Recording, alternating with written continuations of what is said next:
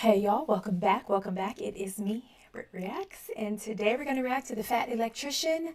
America stole a German submarine and stuck it in Chicago. All right, I'm doing like a teeth check. I just had some orzo pasta that had spinach in it. Are we good? All right, perfect. Before we get this thing started off right, I want y'all to know that you bullied me in the most polite way into doing exactly what you asked me to do. So there is now a playlist of all 14, this makes 15 of my fat electrician reactions, and that number will grow exponentially, don't worry, as well as the P.O. box you guys have been asking me, do I have? I've opened up a P.O. box. It is down below in the description of this video if you just scroll kind of towards the bottom, and in the bio of description on my channel page, so you can't miss it. Feel free to send me whatever you want, or don't send me anything at all. Doesn't matter. I'm still gonna be here doing this as often as I can. All right. I just feel like the title of this called my name. It called me, like it was like, oh. And so let's find out. You know what you call the only Type 9C German U-boat left in existence? No. America's. Oh. Today we're talking about the time that America stole an entire German submarine and then stuck it in the middle of Chicago. I mean, when America strategically transferred a piece of equipment to an alternate location. But first, a word from our sponsor. This video is brought to you by Warwood Tools, a family-owned business that for over 160 years has been making sledgehammers and axes right out of West Virginia using American 1060 high-carbon steel. And to this day, they still make all their tools using World War II era drop hammer forging. So if you want some tools that are going to outlast you, I would recommend Warwood Tools, and I'll have them linked in the description down below. Moving on. Okay, important context in case you don't know. During World War II, American supply lines to the European theater were absolutely devastated by German U-boats, aka submarines. These German U-boats are credited with sinking over 2,700 American ships, totaling in over 14 million tons of American ships and supplies that were put at the bottom of the ocean. Because of this, America would form what is known as hunter-killer groups, task forces of American ships who were sent out, and their entire job was to hunt and destroy these enemy submarines. Because that's just how America gets down. We don't believe in self-defense, we believe in self-offense. It's way more efficient. And that's pretty much all the context you need. So, April 4th, 1944, a hunter-killer group known as Task Force 22.3 would set out, engage, and destroy the German U-boat 515. Absolutely everything went according to plan. Nothing was out of the ordinary. They hit it with depth charges, critically wounding the submarine, forcing it to surface one last time to allow the crew to escape before the submarine would sink below the ocean waves forever. But it was on this particular day that the American commander Daniel Gallery would take unique notice of the fact that the German submarines always surfaced to allow their crew to escape, and he decided that he was going to do something unprecedented, something that no American sailor had done since 1815. He was going to send out a boarding party and steal that enemy submarine. He immediately puts a plan into action, assembling two separate boarding parties, each to be comprised of one officer and 8 enlisted men. And these 8 enlisted men are going to be the top 8 guys that you would absolutely want on hand to be able to... I don't need a media, just give me 30 seconds. Let me make sure I understand this. One, did he say the theater industry was affected by this? Did I misunderstand that? 2, that captain, he looked so wholesome. He looked like the milkman. He didn't look like a thief. 3, so when they sank the German submarines, they always floated up to the top. They floated back up to the top so that the people inside the submarines could escape, and then they went down. Like, what am I understanding? Why am I so confusion? I'm very confusion. Hi, I'm confusion. What's wrong with me today? I don't feel like this story is that complicated. I'm going to rewind it a little bit just to see if I can at least pick up that the people come out, he wants to steal it situation. Let's see. Okay. The fact that the German submarines always surfaced to allow their crew to escape, and he decided that he was going to do something unprecedented, something that no American sailor had done since 1815. He was going to send out a boarding party and steal that enemy submarine. He immediately puts a plan into action, assembling two separate boarding parties, each to be comprised of one officer and 8 enlisted men. And these 8 enlisted men are going to be the top 8 guys that you would absolutely want on hand to be able to address any problem that could arise with keeping this submarine from sinking to the ocean floor. People like the electrician, the machinist, the boatswain's mate, the torpedo technician. And the photographer. Yeah, one of the 8 people going on the extremely dangerous and important mission is going to be a photographer because, you know, pics or it didn't happen, right? America's about to do some gangster shit. You best believe we're going to designate somebody to stand in the corner with the camera and yell "World Star" while we do it. June 1st, 1944, Task Force 22. Raise your hand right now in the comments if you get that World Star reference. I don't think there's a lot of you. I'm going to be honest. I love you guys, but I don't think there's a lot of you. Is World Star Hip Hop still around?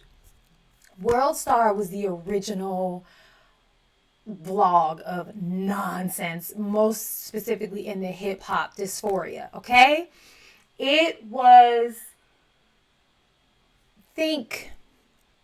how can I put this in like the most base? Okay, think booty models, like video vixens.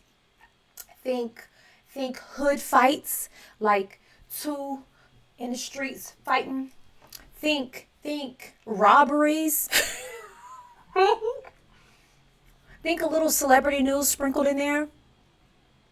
Put it on a website and call it World Star. What a time to be alive when World Star was like the original Shade Room. If you know, you know. You might not know.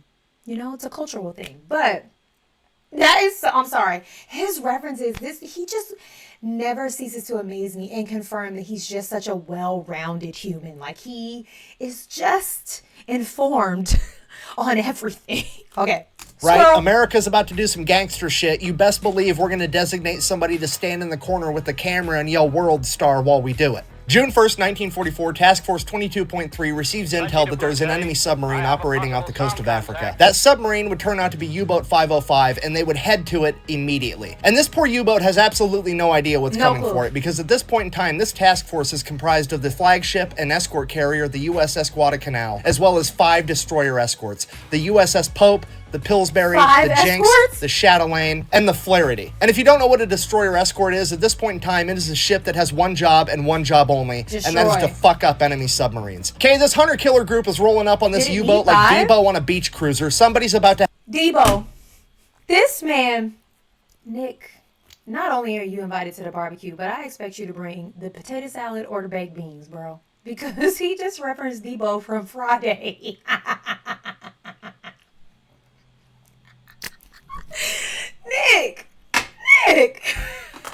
Nick is my cousin. Submarines. Okay, this hunter-killer group is rolling up on this U-boat like Depew on a beach cruiser. Somebody's about to have a bad day, and it's probably... On the beach cruiser. Excuse me, everyone. I want you to go right now to Google, type in Depew beach cruiser, and you will see Depew in his flannel shirt with his house slippers on, his one slouched eye, looking real angry on a bike that is way too small for him because it's not his beach cruiser. I'm having too much fun. I'm sorry. I am just having too much fun. The group is rolling up on this U-boat like Depew on a beach cruiser. Somebody's about to have a bad day, and it's probably not going to be them. There it is! Depew's coming, Craig! Craig is smoking! What'd I say? In his flannel. Eyes sitting low, he covered his eyes. June 4th, 1944, after 3 days of chasing down this U-boat, they would finally catch up to it, and the USS Guadalcanal would immediately scramble 2 Grumman F-4F Wildcat fighters as the rest of the destroyer escorts made their way towards the submarine. U-boat 505 was already submerged and underwater, but the Grumman F-4F Wildcat pilots are able to see the long, dark shadow of the submarine underneath the water because it's broad daylight. And once they confirm that it is in fact an enemy submarine, the destroyer escorts begin loading their hedgehogs to fire upon it. If you don't know what a hedgehog is, it is the most feared anti-submarine weapon in all of World War II. It is like a fully automatic mortar capable of firing over a wide area. Once these mortars hit the water, they can plunge into the depths of the ocean at 33 feet per second. Did you mortars see hit the water. They can plunge into the depths of the ocean at 30. They were like synchronized swimming bombs. A wide area. Once these mortars hit the water, they can plunge into the depths of the ocean at 33 feet per second. And as soon as they make impact with anything, they will explode and destroy it. The Hedgehogs would detonate early, not scoring a direct hit, but still rocking and damaging the submarine, jamming its propeller, and putting out its lights. Quickly realizing they hadn't done enough damage, the destroyer escorts above would begin launching depth charges. The depth charges would rupture the hull of U-Boat 505, and the entire submarine would be forced to surface one last time as a hatch would open and all the German sailors would begin flooding out onto its deck and into life rafts. At this point, the American boarding party grabbed their Tommy guns, hopped in their whaling boat, and made their way over to the submarine. They received no resistance from the Germans as they made their way down the hatch into the sub and began working on it to... Yeah, what are the Germans going to resist? Your dancing bombs? Your water aerobic bombs? Your Olympic synchronized swimming bombs? What? Yeah. No resistance from the Germans as they made their way down the hatch into the sub and began working on it to try to save it. Okay, time out. I need to make sure that you fully grasp how ridiculous what these 9 Americans are about to do actually is. Okay, you have a German U-boat that is so critically damaged that the 50 men that have been living on this U-boat, that have been trained on this U-boat has controls in their language and in their units of measurement. And they have decided cumulatively that, hey, this thing is so damaged that we need to run for our lives. And then while they were evacuating, they would also place scuttling charges, which are large explosive devices that detonate, ensuring that the ship sinks so that America can't retrieve it. So not only is the situation so bad that 50 of them can't fix it, but they made the situation worse on their way out. And you now have 9 Americans, one of which is a fucking camera guy, going in there to do what they couldn't pull off. This mission is... Like a paparazzi, get that out of my face! Get that out of my face! I'm just trying to survive! Which is a fucking camera guy going in there to do what they couldn't pull off. This mission is seemingly impossible and borderline insane, but they do it anyways because... America. So they get inside the sub and begin going to work immediately. The torpedo technicians and ordnance officers begin defusing scuttling charges as the electricians go to work at trying to get the bilge pumps back up and running to pump water out of the submarine. And the damage control men and the machinists begin working on plugging holes and getting the motor back up and running. And while all of this is going on, the officer in charge of the American boarding party, Lieutenant Albert David, notices that the submarine is sinking so fast that there is now water pouring into the open hatch on top. And it is at this moment that he has to make a split decision. He either has to get his men out and save their lives, or he has to shut the hatch and give them more time to work. But if they can't pull it off, they are all going to die on the submarine. And without thinking twice, he closes the hatch. A few minutes later, the second boarding party would board U-Boat 505, and they would... My claustrophobia could never. Just the sound effect of the hatch. Oh. No, thank you. Can I get out? Can I go? Can I go? Can I go? Death by submarine is something I wish upon no one. Oh, sweet Jesus, mother of pearl. Another reason for me to say to you, I am proud to be an American, but please don't ask me to go fight. I don't want to. Can I cook? Can I clean? Thank you to everyone who's braver than me. Twice, he closes the hatch. A few minutes later, the second boarding party would board U-Boat 505, and they would attempt to open the hatch to get inside the submarine and help. But the sinking submarine had created such a powerful vacuum that it was impossible. So they did the next best thing. They got a tow line, tied the U-Boat 505 to the USS Guadalcanal, as the USS Guadalcanal began towing the now sinking U-boat. Feeling that they were now moving, the Americans on the inside had an ingenious idea. You see, the U-boat didn't have enough power for anything but lights. They were running entirely on batteries. The reason they didn't have power is because the propeller was jammed, and the propeller was jammed because they couldn't get the motor going again. So what they did was they disconnected the drive shaft between the motor and the propeller, allowing the propeller to free spin in the current of the USS Guadalcanal as it's being towed. This would turn the alternator, generating power and giving the U-boat enough power to activate its bilge pumps and begin pumping water out of it. I cannot stress to you enough how fucking genius this was to do. This saved all of their lives for sure, and to be able to have the knowledge and wisdom to come up with a solution. But that's why they had the 9 geniuses on board, because in the face of danger, in the face of unaliveness, it's a word, I made it. In the face of termination, they had determination and thought, perhaps if we detach this from that, get that going just based off of the current, it'll get things percolating and we'll be fine. Me, I'd have been in a corner holding my knees, rocking back and forth, saying the Lord's Prayer. Do you understand why I'm useless here? Okay.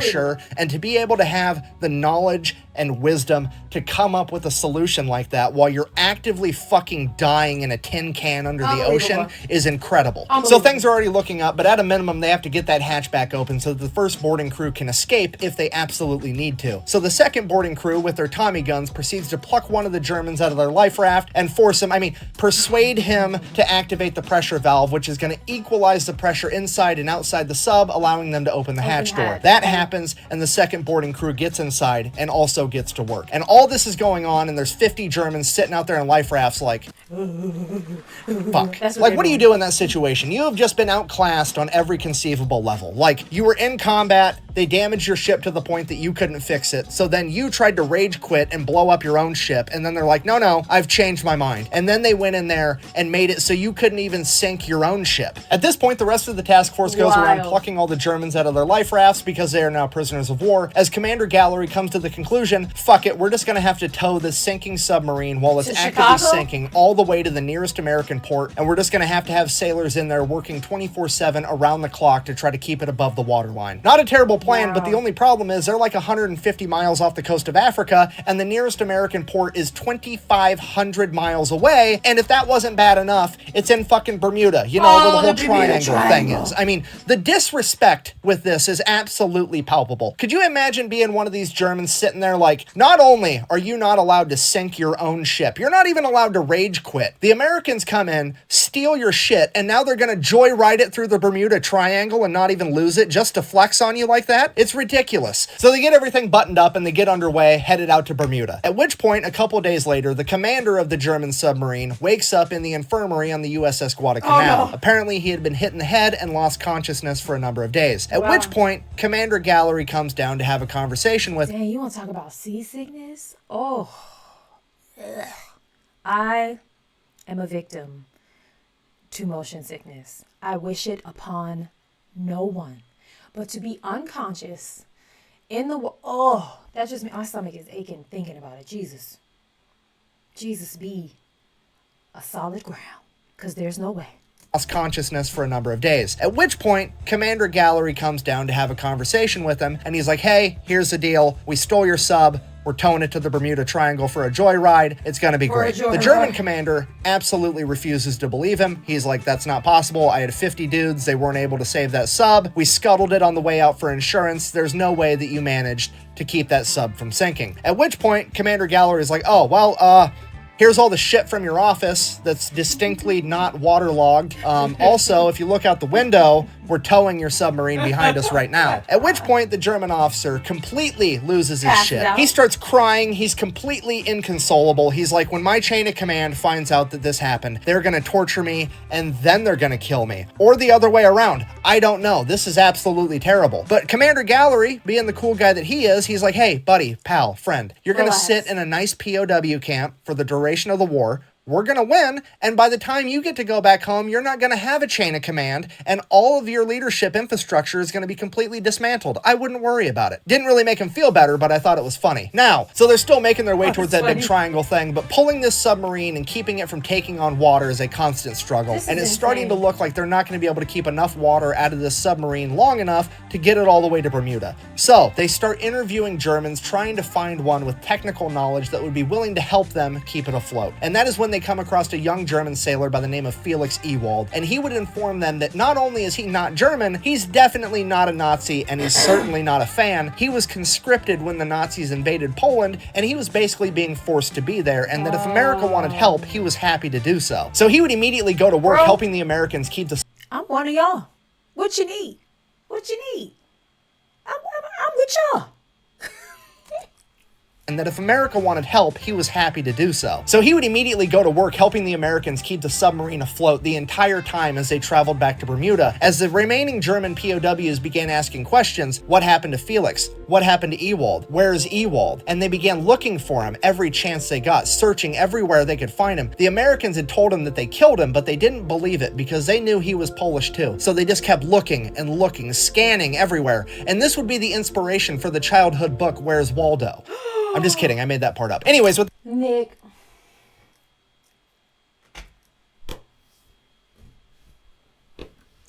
I got got.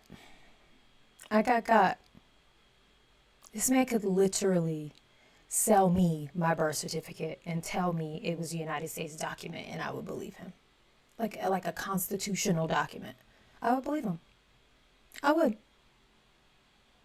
Dang it, I wanted to believe that so bad. Whatever. Hey, I keep pressing play. What are you doing? Come on. This would be the inspiration for the childhood book, Where's Waldo?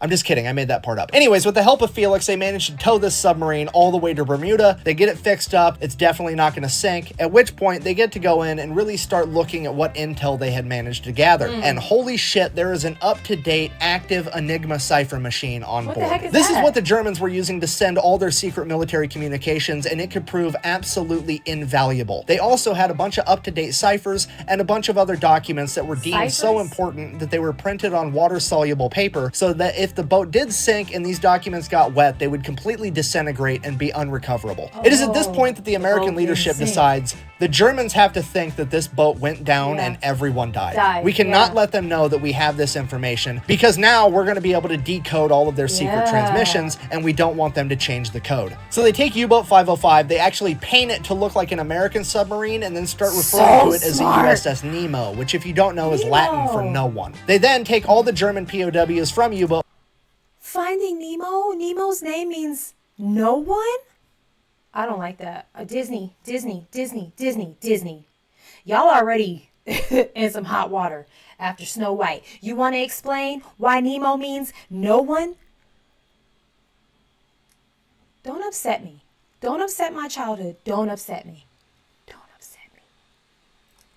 Nemo, which if you don't know is Latin for no one. They then take all the German POWs from U-Boat 505, send them to Louisiana, where they're going to be completely segregated from all the other POWs, so nobody knows who they are or where they came from. I just said say excuse me, and I meant say God bless you. Don't drink iced coffee at 9:30 at night, okay? Anyway, leave a God bless you or a sneeze emoji in the comments right now, because I sneezed and it's the right thing to do. And I will say, excuse me. All the German POWs from U-Boat 505, send them to Louisiana, where they are going to be completely segregated from all the other POWs, so nobody knows who they are or where they came from. All the American sailors are then ordered to turn over all of the souvenirs that they gathered out of U-Boat 505 and to shut the fuck up about it. And as far as anyone on the planet needs to be concerned, this U-boat is at the bottom of the Atlantic Ocean, 150 miles off the coast of Africa. Nobody can know that we have this. But if those Germans weren't allowed to write home through the Red Cross, that's technically a Geneva Convention violation. But first of all, when you're on the winning side, those aren't actually rules, they're more like suggestions. The code is more what you'd call guidelines than actual rules. Secondly, let's just be honest here. If you were a POW in World War II and the worst thing that happened to you is you weren't allowed to write home while you were being well fed and treated with dignity, you came out on top. All right, so somehow the United States manages to keep this thing a complete secret until May 7th, 1945, when Germany issues their unconditional surrender. And it is at this point that the smack talking can now commence, because now we are going to take this submarine, you know, the only remaining Type 9C German sub left on the planet, even though they manufactured hundreds, we sunk all of them, except for this one. Now we're going to drive that bitch to Philadelphia and use it to raise funds, and anybody that... Can you imagine, like, just being in your car and this giant submarine drives past you? Y'all know, I told you, like, big objects scare the crap out of me. I would have crap my pants. Now we're going to drive that bitch to Philadelphia and use it to raise funds, and anybody that buys a bunch of war bonds can get a guided tour of this German sub, because a lot of people quit buying war bonds after Germany surrendered because they thought the war was coming to an end and we were still fighting the war in the Pacific against the Japanese, so this was like a huge fundraising opportunity, and that's exactly what they did. They sold a ton of war bonds. As soon as that started slowing down, hey, we'll tow it to another major US city. They towed it up to New York. Then New York bought a bunch of war bonds. And then World War II would finally come to an end when Japan issued their unconditional surrender, and now we've got this German submarine and we don't know what to do with it. So the US government does what the US government do, and they're like, hear me out, what if we shot nuclear bombs at it for science?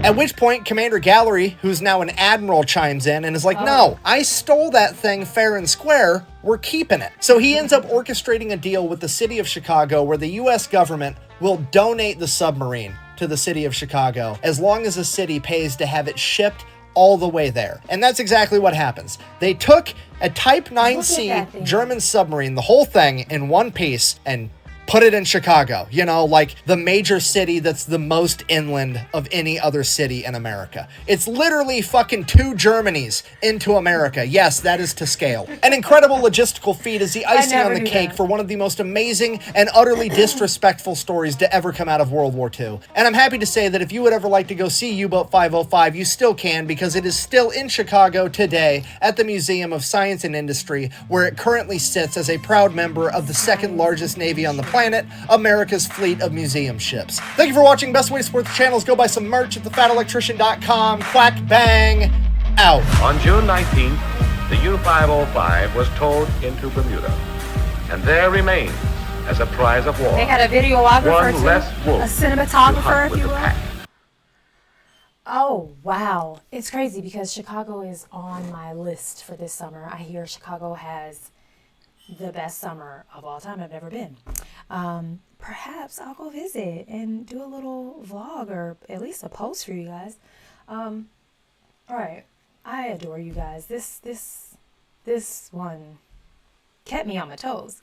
You have let me know there are some new videos, like more recent content that you would like me to react to. So those are coming up. Make sure you are subscribed. You got your notifications on so you can get your notification when it happens.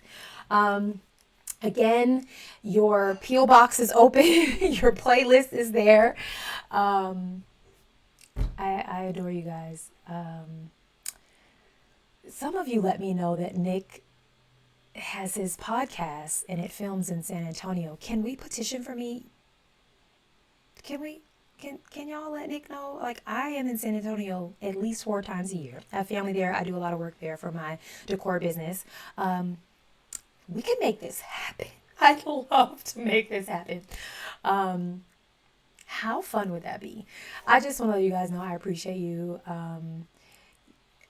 As a YouTuber's subscriber base is a direct reflection of them, and you guys are such a reflection, I think, of everything he stands for. So thank you for being so kind to me, so welcoming to me, for your suggestions, for your feedback. You all on these videos are the funnest group of people to respond and talk to, even when you're telling me I'm wrong about something. Like, you're just hilarious, and I enjoy that so deeply. You have no idea. You've also let me know that I don't need to split videos. You will watch a 5,000-time-year-old video from me. So just do it all in one, so I won't split them anymore. So yeah, pretty much anything y'all tell me to do, I'm going to do it, as long as it's legal and it doesn't offend my husband. All right? I hope you enjoyed this one. I'll see you in the next one. Go and have the day you deserve. Bye.